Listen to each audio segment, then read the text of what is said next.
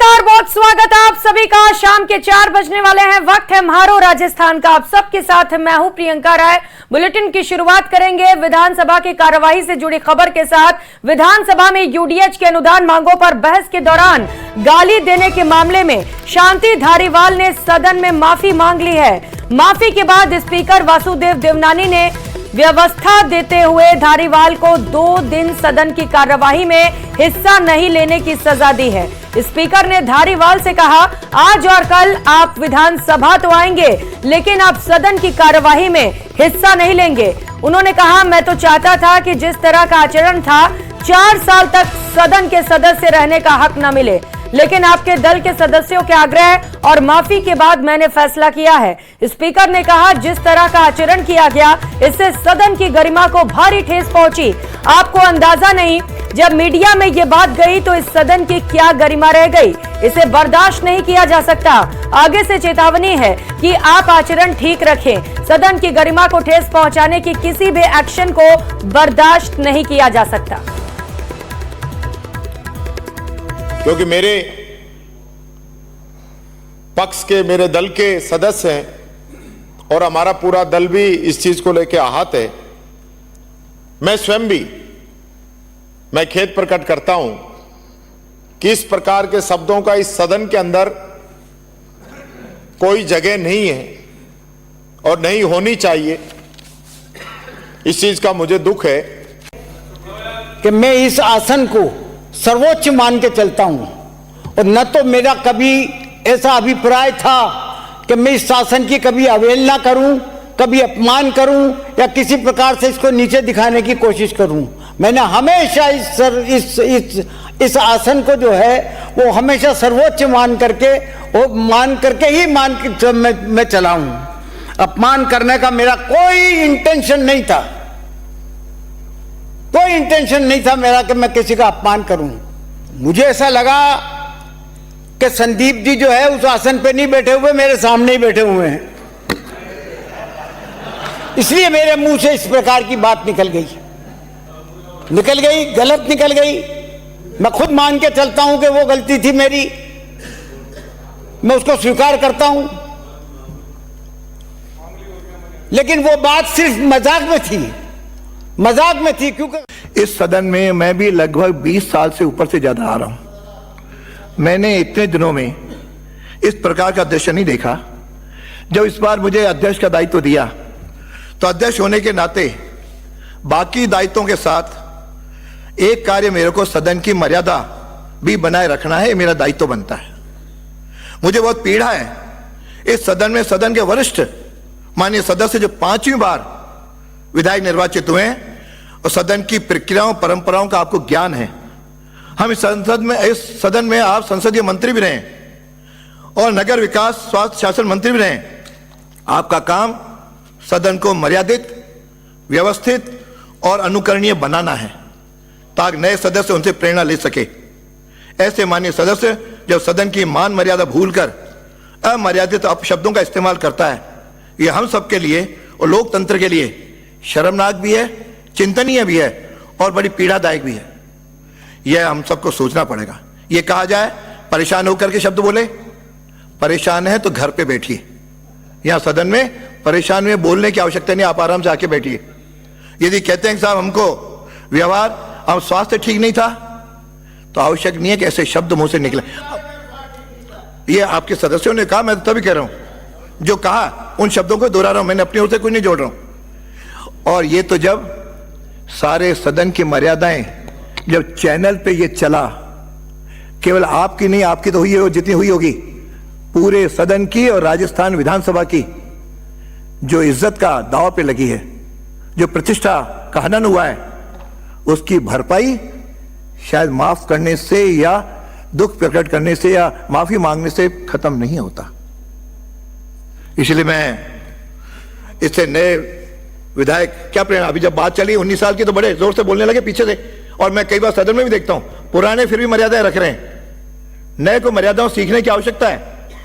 यह न तो छात्रावास है, न हॉस्टल है, न कहीं कॉलेज है, न वीसी का चैम्बर है, न कोई वहां पे यूनिवर्सिटी के बाहर गेट है जो हम इस ढंग का व्यवहार करते हैं। हम सदन है, बड़े वरिष्ठ लोगों से, आपकी पार्टी से ही, चाहे पुरानी परंपराओं को तरफ पढ़िए। हम सदन के वरिष्ठ हैं, 2 या 3 लाख लोगों से चुन कर के आए। आप उनके प्रतिनिधि हैं।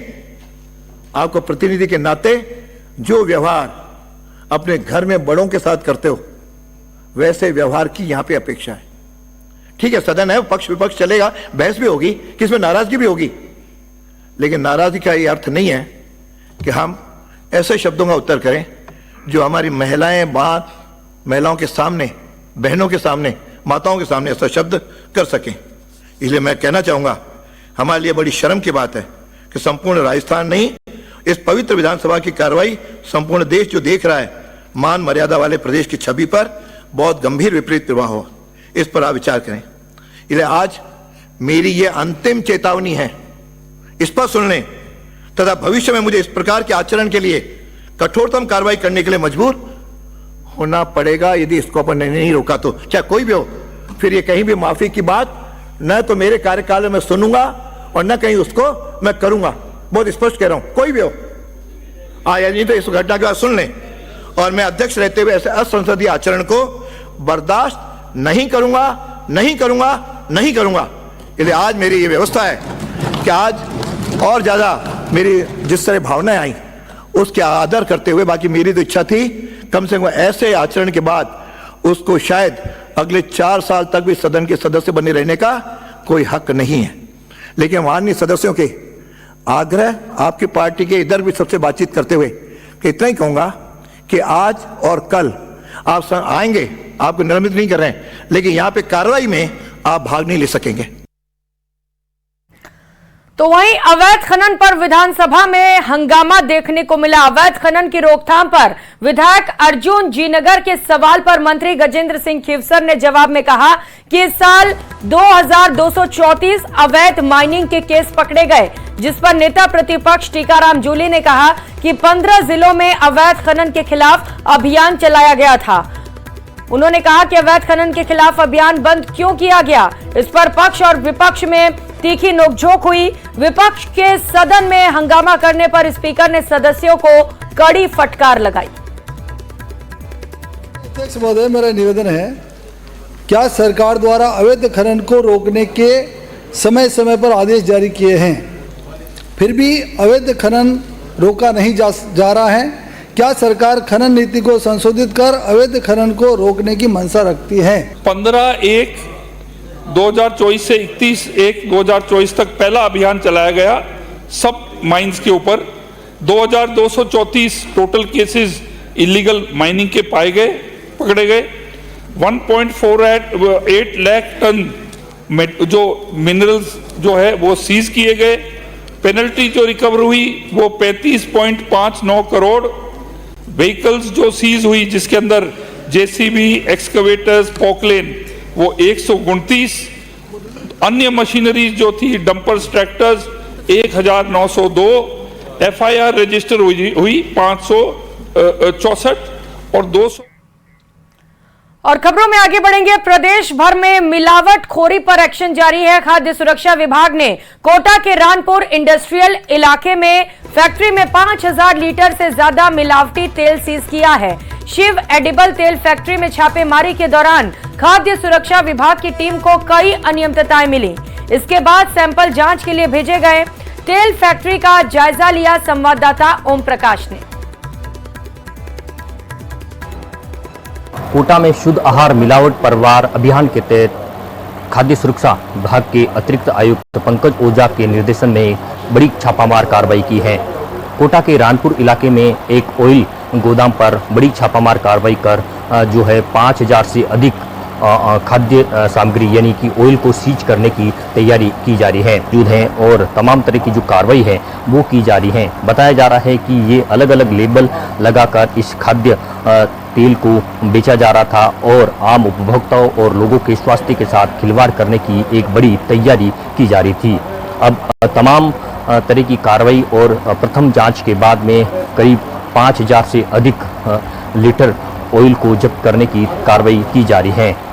अतिरिक्त आयुक्त पंकज ओझा अभी मौके पर मौजूद है। चिकित्सा विभाग के खाद्य सुरक्षा विभाग की टीम यहाँ मौजूद है और तमाम तरह की कार्रवाई जो है यहाँ की जा रही है और इस गोदाम को फिलहाल सीज कर लिया गया है और 5000 से अधिक लीटर जो ऑयल है उसको सीज किया जा चुका है। बताया जा रहा है कि अलग अलग ब्रांड का यहाँ ऑयल बेचा जा रहा था, लेकिन ऑयल एक ही तरह का था। अतिरिक्त आयुक्त पंकज ओझा जी से बातचीत करते हैं और जानते हैं, सर ये किस तरह की कार्रवाई है, मिलावट के अलावा क्या क्या मानते हैं आप? ये हमारे पास सूचना थी कि सब स्टैंडर्ड टाइप का ऑयल है। विभाग ने कुछ दिनों पहले सैंपल लिया था तो सब स्टैंडर्ड आया था। शक के आधार पे हमने यहाँ पे आज आए हैं और प्राइमा फेसा ही ऐसा लग भी रहा है, तो संदेह के आधार पे हम सीज कर रहे हैं। कई सारे ब्रांड नेम हैं जो एक ही ऑयल को पैक किए जा रहे हैं। लगभग 7500 लीटर इस तरह का तेल यहाँ पर मिला है।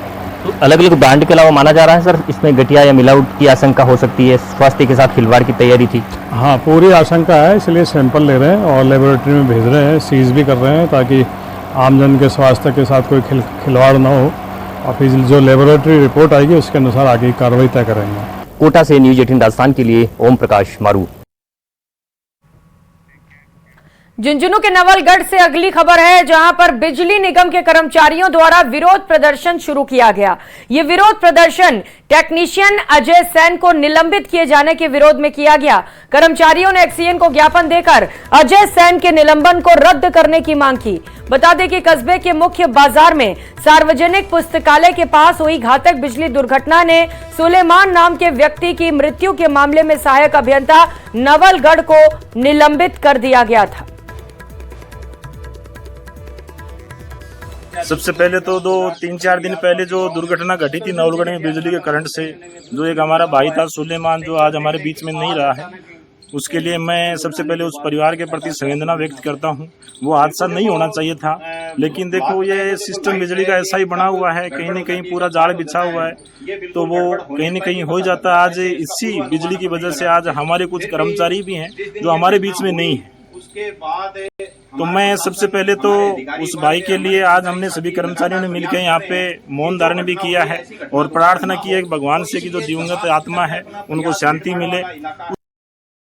वहीं डूंगरपुर में पुलिस ने वाहनों को रोककर शराब के पैसे नहीं देने पर मारपीट और लूटपाट करने वाली गैंग का खुलासा कर दिया। पुलिस ने मामले में 2 बदमाशों को गिरफ्तार किया है, वहीं 6 बाल अपचारियों को डिटेन किया है। बदमाशों ने पूछताछ में 2 वारदातें करना कबूल किया। फिलहाल पुलिस आरोपियों से पूछताछ में जुटी है।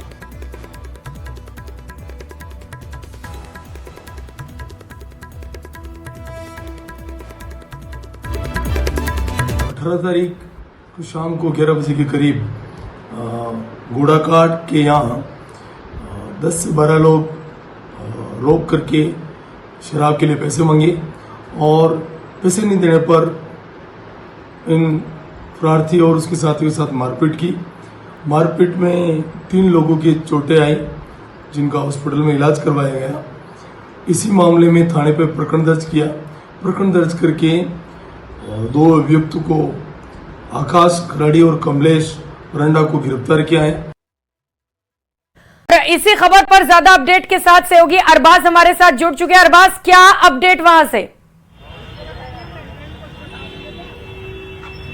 जी बिल्कुल, देखिए कि कार्रवाई लगातार जारी है। 2 संस्थानों को सीज कर दिया गया है। यहाँ पर आप देख सकते हैं कि गुरु कृपा संस्थान है और इसके मुख्य द्वार पर सभी छात्रों को बाहर निकाल करके बाकायदा ताला जड़ दिया गया है और यहाँ पर सील लगा दी गई है और सील लगा करके सभी बच्चों को बाहर कर दिया गया है। हालांकि बच्चों को घर पहुंचाने की कोशिश की जा रही है। कोचिंग संस्थान के लोग अपना रिकॉर्ड तलब करने की, दुरुस्त करने की कोशिश कर रहे हैं और जो बात की गई है सुरक्षा मानकों की पालना को लेकर के, वो बात यहाँ पर पूरी तरह से फॉलो करवाने की बात की गई है। इसमें कितना जुर्माना लगाया जाता है यह भी तय होगा, क्योंकि जो उपायुक्त हैं, फायर यानी अग्निशमन उपायुक्त हैं नगर निगम ग्रेटर की, वो खुद यहाँ पर मौजूद थी। उन्होंने बाकायदा सारे नियमों के तहत कागज बना करके जो नोटिस है वो इस पर चस्पा दिया है और एक सख्त ताकीद कर दी है कि ये जो सील है ये हटनी नहीं चाहिए। फिलहाल नोटिस में क्या लिखा गया है हम आपको बता देते हैं कि यहाँ पर नगर निगम की तरफ से जो नोटिस जारी किया गया है उसमें स्पष्ट तौर पर एक चीज लिखी गई है कि दिनांक 30/7 को महापौर ने जो यहाँ पर दौरा किया है, इसमें गुरु कृपा कोचिंग संस्थान की जांच में फायर एनओसी का अभाव पाया गया नगरीय विकास कर जमा नहीं है। इसके अलावा कई अन्य खामियां पाई गई हैं और अग्रिम आदेशों तक कोचिंग संस्थान को 30 तारीख से सीज किया जाता है। यानी आगामी आदेश जब आएंगे, जब ये एनओसी पूरी हो जाएंगे और इन चीजों को लेकर के जवाब पेश कर दिया जाएगा, नगरीय कर जमा करा दिया जाएगा, तब इसके खुलने का कोई रास्ता होगा। फिलहाल आप देख सकते हैं कि सैकड़ों बच्चे यहाँ पर बाहर जमा थे, जिन्हें संस्थान की ओर से भेजने की कोशिश की जा रही है। उनकी शिक्षा का कोई नुकसान ना हो, ये बड़ा सवाल है।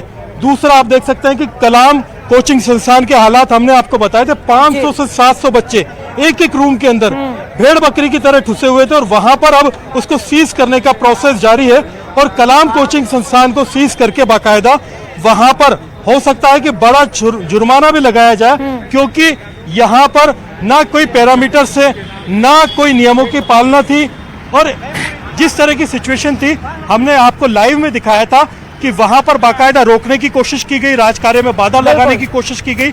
इन तमाम चीजों के बाद में अब आप देख सकते हैं कि जो अगला सीजर है वो कलाम कोचिंग संस्थान में यानी कलाम एकेडमी में कर दिया गया है, जहां पर सेकंड ग्रेड भर्ती की तैयारी चल रही थी। अब आप देखेंगे कि बच्चों की भीड़ जमा हो गई है, सभी बच्चे पूछ रहे हैं हमारी फीस का क्या होगा, हमारी कोचिंग का क्या होगा, क्योंकि कई कोचिंग सेंटर्स पर एक्शन लिया जा रहा है। अरबाज, दिल्ली कोचिंग हादसे से सीख ली गई है, ये बहुत अच्छी बात है। पुनरावृत्ति ना हो हादसे की, ये भी जरूरी है। लेकिन जरा बातचीत करिएगा, स्टूडेंट्स वहां पर मौजूद है, पढ़ाई में किस तरीके की दिक्कतें आ रही है अब उन्हें?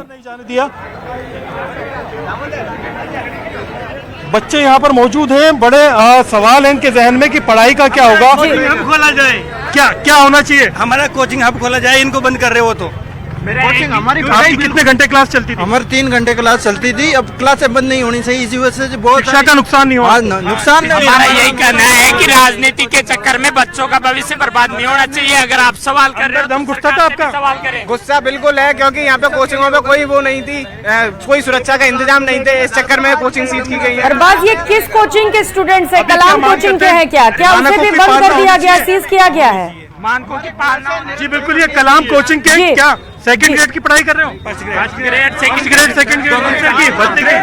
पढ़ाई कर रहे हैं हम, हमारी पढ़ाई प्रभावित नहीं होनी चाहिए। एग्जाम में एग्जाम दिसंबर में हमारा संस्कृत विभाग का एग्जाम है।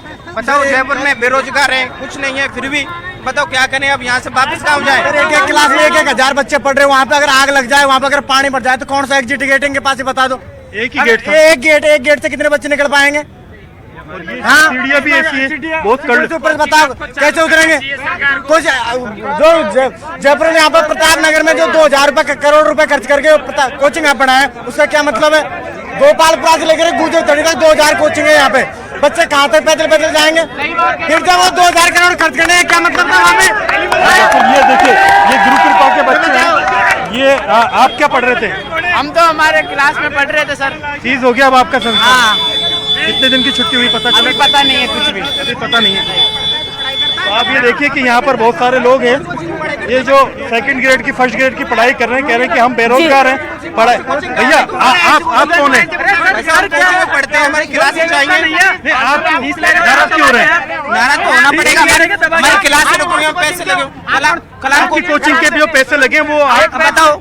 कोचिंग मालिक हमारी पढ़ाई का नुकसान की बात सही है। बात से गिरते हैं ऐसे 1,000 का बैच बैठाते हैं एक रूम में। फिलहाल मैं एक नज़ारा पीछे का आपको दिखा दूं कि ये जो लाल यहाँ पर कपड़ा लगा करके सीज किया गया है, बाकायदा सीज करके यहाँ पर ये नज़ारा आपको दिखा दूं कि ये ताला है, इसी जगह रोकने की कोशिश की गई थी बाकायदा। और हमारे कैमरामैन शायद समझ नहीं पा रहे मैं क्या कहना चाह रहा हूँ। वो जो लाल कलर का कपड़ा है, शेर सिंह जी वो दिखाना चाहेंगे, जहाँ पर ताला लगाया गया है। और ये देखिए कि भीड़ काफ़ी है, काफ़ी हुजूम हुआ है, हल्ला काफ़ी मचा हुआ है। ऐसे में हमने आपको दिखाया था कि यहाँ से रोकने की कोशिश की गई थी, ऊपर जाने से मीडिया को, बाकायदा सारी सरकारी टीम को, सभी लोगों को जाने नहीं दिया गया था। अब यहीं पर बाकायदा लोग लगा दिया गया। जो डीसी फायर हैं सरिता सिंह, वो हमारे साथ में मौजूद हैं, उनसे बातचीत करते हैं। मैम, 2 संस्थान आपने सीज कर दिए, कुल कितनी कार्रवाई हुई है और क्या क्या इनके खिलाफ आपने एक्शन लिया है? अभी तक 2 ही कार्रवाइयां हुई हैं, बाकी अभी जारी है। जोन वाइज सर्वे भी कराएंगे, जहां जहां जो भी खामियां मिलेगी उनके अकॉर्डिंग अपन कार्रवाई करेंगे आगे भी। बच्चे बता रहे थे कि कोचिंग हब बनवाया गया है जयपुर के अंदर और यहाँ पर बिना कानून की और मानकों की पालना के चल रहे हैं। कोचिंग हब बनाना कोई गलत बात नहीं है, पर सुरक्षा के मानकों के अनुसार तो वो सीतापुरा में सरकार द्वारा बनवाया। बिल्कुल बिल्कुल, पर वो सुरक्षा मापदंडों के अनुसार अगर बच्चे पढ़ते हैं तो अच्छी बात अभी है। क्या क्या यहाँ पर सुरक्षा मापदंड में कमियां पाई गई जिनको आपने नोटिस चस्पा किया है और कब तक इनके खुलने का क्या रास्ता होगा? यहाँ अभी तो देखो जो माहौल देखा वो बहुत ही उग्र है। डराने वाला था कि एक ही हॉल में 700 बच्चे 600-700 बच्चे बैठे हैं, जिनके एग्जिट का केवल मात्र एक ही ऑप्शन है, उसके अलावा उनके पास कोई उसी दरवाजे से आ सकते हैं, जा सकते हैं, उसी से आ सकते हैं, उसी से जा सकते हैं। उसके अलावा खिड़कियां भी नहीं थी वहाँ पर। खिड़कियां भी नहीं थी। तो ऐसे में फिर उन परिस्थितियों का आपने नोटिस में मेंशन किया, क्या क्या मामले बने? मेंशन किया है, डिटेल से भी इनको बता दिया जाएगा कि इनको क्या क्या मतलब मापदंडों की इनको कार्रवाई किस हिसाब से इनको कंप्लीट कराना है। टीम भी इनको बिल्कुल उपलब्ध करा दी जाएगी। बच्चे यहाँ पर बहुत शंका में है कि इनकी पढ़ाई का और पैसे का क्या होगा। देखो बच्चों का ही भविष्य का ही सवाल है, तभी हमें अपन ये नहीं कि बच्चों के भविष्य के साथ अपन खिलवाड़ नहीं कर सकते। एक ही छत पे 700 बच्चे एक साथ बैठ के पढ़ रहे हैं, भगवान करे कभी ऐसा नहीं हो, कोई हादसा होता है तो कम से कम उनकी सुरक्षा अपने लिए सबसे प्रायोरिटी पे होनी चाहिए जी। उनके बैठने की व्यवस्था हो, उसको बाकायदा बैठने की व्यवस्था हो, कानून की पालना की जाए, स्पेस हो। दम घुटता है वहाँ, पढ़ाई तो दूसरी बात है, वहाँ घुसते ही दम घुटता है, तो बच्चे ऐसे में पढ़ाई कैसे कर पाएंगे? अभी कितनी कार्रवाइयां और ऐसी की जा रही हैं आज? अभी कंटिन्यू चलेगा, 5-6 दिन अभियान चलेगा। टीमों को भी अपन जोन वाइज बांटेंगे, सब अपने अपने जोन में कार्रवाइयां करेंगे। सभी को नोटिस देंगे, सभी के सीजर होंगे। जिनके कंप्लीट नहीं है, जो सुरक्षा मापदंडों के अनुसार नहीं है, उनको बिल्कुल सब पे कार्रवाई की जाएगी। क्या क्या बेसिक चीजें जो इनको कंप्लीट रखनी? बेसिक चीजें, फायर फाइटिंग सिस्टम इनको कंप्लीट ही रखना होगा। जैसे उसमें आप स्प्रिंकलर मान लो, फायर अलार्म मान लो, सारे मापदंड अलग अलग बनाए हुए हैं। इनको सबको पहले से वो एक कॉपी दी हुई है।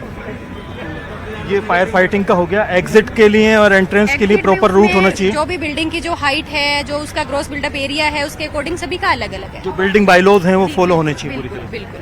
वेंटिलेशन के लिए या शैक्षणिक इस तरह की का भी उसमें है, एग्जिट का भी उसमें है, कितने फ्लोर पे कितना आपको सिस्टम लगाना है। बच्चों के लिए रेस्टिंग स्पेस, टॉयलेट, बाथरूम वगैरह सारी चीजें उसमें ऐड है।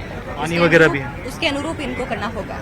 जी बिल्कुल। तो ये डीसी फायर हैं जो कि लगातार जयपुर में आज पुष्पा द फायर की तरह कार्रवाइयां कर रही हैं और 3 कोचिंग संस्थानों में से 2 को सीज कर दिया गया है। कलाम के हालात आपको हमने बताए थे, सीएलसी के ऊपर कार्रवाई की गई, वहां अभी सीजर नहीं हुआ है, लेकिन वहां पर कागजात पूरे मंगाए गए हैं। अगर नहीं मिलते हैं तो उसे भी बंद किया जाएगा। गुरु कृपा को सीज कर दिया गया है और सभी जोन के अंदर जितने भी कोचिंग संस्थान हैं सभी जगह कार्रवाई होगी, वहां पहुंचा जाएगा। जहां जो मानक है वो कंप्लीट नहीं मिलेंगे उनको लॉक कर दिया जाएगा, सीज कर दिया जाएगा। और जैसे कि डीसी फायर ने कहा कि यहाँ पर जिस तरह के हालात में अभी पढ़ाई चल रही थी, तो बच्चे ये मान करके चले कि दोबारा खुलने को लेकर के जल्दी कोई उम्मीद न रखे कि ये खुल सकेगा, क्योंकि जब तक मानक जो हैं वो फॉलो नहीं किए जाएंगे तब तक ये दोबारा शुरू नहीं किया जा सकेगा। बिल्कुल, दिल्ली में जो हादसा हुआ है वो कहीं और ना हो, ऐसे में जरूरी है कि सख्त से सख्त कार्रवाई की जाए। एक्सक्लूसिव तस्वीरें दिखा रहे हैं किस तरीके से ताबड़तोड़ एक्शन लिया जा रहा है प्रदेश भर में, ताकि दोबारा से हादसों की पुनरावृत्ति ना होने पाए। बहुत शुक्रिया आपका अरबाज तमाम जानकारियों के लिए। तो तस्वीरें आप देख पा रहे हैं, गुरु कृपा कोचिंग सेंटर को सीज कर दिया गया है और साथ ही साथ जो अन्य कोचिंग संस्थान है वहां पर भी कार्रवाई की बात कही जा रही है। जब तक तय पैमानों पर कोचिंग संस्थान खरे नहीं उतरते हैं, कार्रवाई लगातार जारी रहेगी, क्योंकि दिल्ली में जो हादसा हुआ उसने सभी को चौंका दिया और सभी की आंखें नम हो गई। दोबारा इस तरीके के हादसे कहीं भी नहीं होने चाहिए और ऐसे में जरूरी है कि प्रशासन सख्त से सख्त कार्रवाई करे। तो दिल्ली कोचिंग सेंटर हादसे के बाद जयपुर में एक्शन लगातार जारी है। बताते चले कि दिल्ली में ओल्ड राजेंद्र नगर में हादसा हुआ था, जहां पर आईएएस, पीसीएस, आरएएस का सपना बनने को लेकर, बड़े अधिकारी बनने का सपना लेकर स्टूडेंट्स पहुंचे हुए थे और पानी में डूबने से उनकी मौत हो गई। उन घरों वालों के बारे में सोचिए, उन परिवार वालों के बारे में सोचिए जो ये सपना देख रहे थे कि उनके बच्चे कल को अधिकारी बनकर घर लौटेंगे, लेकिन किस तरीके से वो घर लौटे, वाकई ये तस्वीरें स्तब्ध करने वाली थी। और ऐसे में अब देश भर में एक्शन लिया जा रहा है उन तमाम कोचिंग संस्थानों पर जहां पर तय पैमाने पर इसका संचालन नहीं किया जा रहा है। एक्सक्लूसिव तस्वीरें आपको दिखा रहे हैं। जयपुर से ये तस्वीरें हैं जहां पर गुरु कृपा कोचिंग सेंटर को सीज कर दिया गया है, साथ ही साथ तमाम अन्य कोचिंग सेंटर्स जहां पर लापरवाही पाई जा रही है वहां पर भी कार्रवाई की बात कही जा रही है। कलाम एकेडमी को भी बंद किया जा सकता है अगर वहां पर तय पैमाने पर सब कुछ ठीक ठाक नहीं मिलता है। लेकिन बड़ा सवाल इन सब के बीच ये है कि उन स्टूडेंट्स के पढ़ाई का क्या जो सपना लेकर अपने घरों से बाहर निकले थे, जिन्होंने कोचिंग में मोटी फीस भरी है, अब वो कहां पढ़ने जाएंगे, ये बड़ा सवाल इस वक्त उनके सामने है। स्टूडेंट से भी हमने बातचीत की, आपने सुना होगा किस तरीके से स्टूडेंट्स ये कह रहे हैं कि वो परेशान हैं, उन्हें समझ नहीं आ रहा है कि आखिर कहां जाए, क्योंकि कोचिंग की फीस वो भर चुके हैं। और ऐसे में अगर कोचिंग संस्थान को बंद कर दिया जाएगा, क्योंकि उन्हें यह भी नहीं पता है कि कोचिंग संस्थान कितने दिन बाद खोले जाएंगे, आखिर कितना वक्त लगेगा सब कुछ ठीक होने में, ऐसे में उनके सामने बड़ा संकट खड़ा हो गया है कि आखिर वो पढ़ने जाएं तो जाए कहां। तस्वीरों में देखिए किस तरीके से कोचिंग संस्थान के जो स्टूडेंट्स हैं वो सड़कों पर परेशान नजर आ रहे हैं। कई लोग कह रहे हैं कि ठीक कार्रवाई हो रही है, क्योंकि अगर आग लग जाती, जैसा कि कलाम कोचिंग सेंटर से जो तस्वीरें सामने आई थी, कल हमने ये तस्वीरें भी आपको दिखाई जहां पर ठूस ठूस कर भेड़ बकरियों की तरह स्टूडेंट्स को भरा हुआ था और एग्जिट का रास्ता सिर्फ और सिर्फ एक था। ऐसे में सवाल यह है कि अगर उस कोचिंग संस्थान में आग लग जाती है तो बच्चे बाहर कैसे निकलेंगे। बड़ा हादसा होने का डर था और ऐसे में जरूरी है कि इन तमाम कोचिंग संस्थानों पर कार्रवाई की जाए जहां पर हादसे होने का डर है, जहां पर मानक सही नहीं पाए जा रहे हैं, तय पैमाने पर इन्हें नहीं बनाया गया है। और ऐसे में जरूरी है कि तमाम कोचिंग संस्थानों पर ताला लगा दिया जाए।